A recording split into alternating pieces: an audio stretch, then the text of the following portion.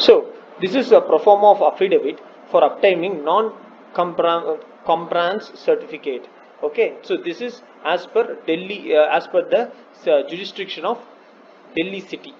Okay, and construction plan. So construction plan comprises of design of construction, number of floors, facility on each floor, designing operation outpatient department, emergency indoors, operation theater, investigation facilities, supportive ancillary services, space for expansion, parking, canteen, dispensary, and place for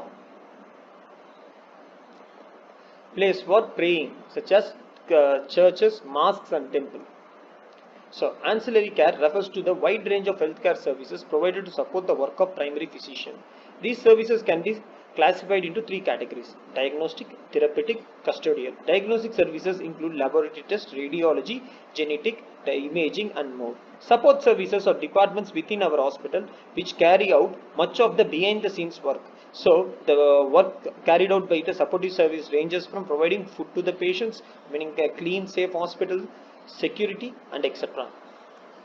Master plan. So master plan comprises of the entire set of steps that would be needed to execute this process of constructing and setting up an hospital in a specific locality. So what are the things it comprises? It comprises of overall site, development boundaries, major entry and exit point, vertical transport, interdepartmental corridors, location of critical zones, energy conservation points, future site development, appropriate wayfindings, service master plan, project decision, outline brief, opportunities and constraints, option considered, evaluation criteria, recommended options, and executive summary and recommendations. So these are the list of elements in a master plan that tells entire scope of the planning process involved in constructing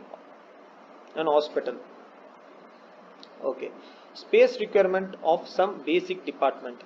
So these are some details of this basic department. As I told you, they are all classified based on per bed or per square feet basis. Okay, so nursing unit are 250 to 280 beds, square feet per bed, nursery 12 to 18, delivery suites 15 to 20, and so on.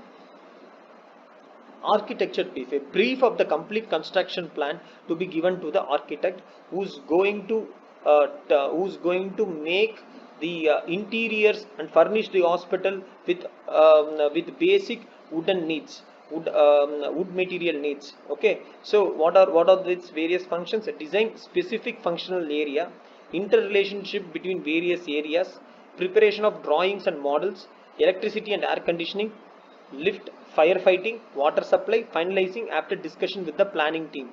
Okay, so he basically validates the construction plan with adding up few design points and modifying it based on the recommendations given by the planning team.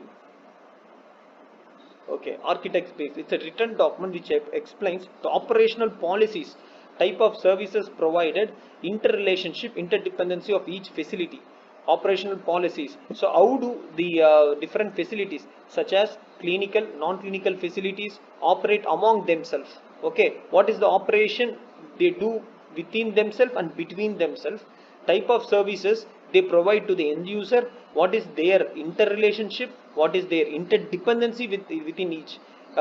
So that includes different elements to be described. They are site information, functional content, workload, staffing, equipment, policies and procedures, schedule of accommodation, zoning, and financial aspects. So zoning is basically classifying within the each facility different zones, and between the facilities the classifying them on a common ground, so that it will be easy for people to allocate the work, delegate the work during the process of administration.